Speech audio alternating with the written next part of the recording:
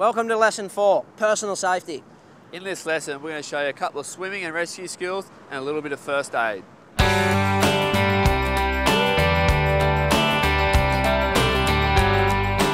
G'day guys, Brett Dowker coming to you from North Burleigh Beach, the beautiful North Burleigh.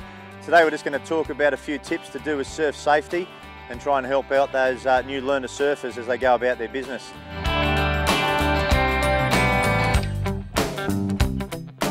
So once you turn up at the beach, and it doesn't matter what kind of venue you're at, you really want to take a little bit of time just to survey the surrounds and get a bit of a feel for what the conditions are doing that particular day. And you really want to just take the time to check the tide and even watch those surfers that are in the water at the moment. You'll see they might drift to the left or to the right. The good thing once you're in the water is just to pick a landmark up on the beach, be it a tall tree or a building, and keep that as a reference check while you are in the water doing your learn to surf.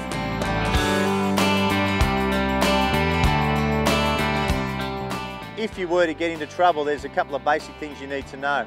Number one, never ever panic. I know that's more easily said than done, but if there's a situation where you're having to get caught in a rib and you're moving out to sea a little bit further from your comfort zone, try not to panic.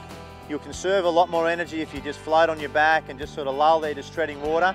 And the universal signal for assistance is just to raise one arm above the head and just signal like so, obviously back towards the beach or towards the instructors, hoping to grab someone's attention, be it a lifesaver or a lifeguard. And just another safety concept to talk about, guys, you should never surf alone. If you get a chance to surf with a buddy or a group of 3, always buddy up. I'd probably even suggest that 3 people's better than 2.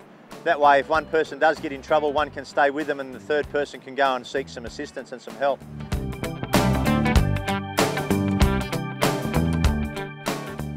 If you do receive a cut or a laceration, your best bet is to return to shore as soon as possible. You really don't want to be left out in the water with a bleeding gash. And upon returning to shore, your best advice is elevation and pressure.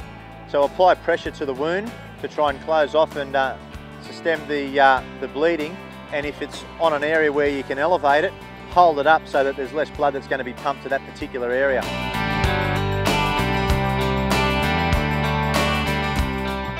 Extremes of cold and extremes of heat will affect your performance. So you need to make sure if you're surfing in cold water, just be very conscious of rubbering up, wearing a good wetsuit, keeping nice and warm, and when you start to lose that feeling of comfort and getting too cold, possibly return to shore and maybe surf a couple of times through the day in shorter periods rather than sort of go for the long 1 or 2 hour haul and suffer the effects of hypothermia. Obviously slip, slop, slap and wrap, pair of sunnies and covering up, 30+ sunscreen. The glare factor off the sand and off the ocean is a big issue and you will dehydrate, so make sure that you take in plenty of fluid and you got a good lathering of sunscreen on there to prevent you suffering any kind of sunburn and extremes of hypothermia. So now we've taught you a couple of swimming and rescue skills and a little bit of first aid. Next lesson will be surf hazards.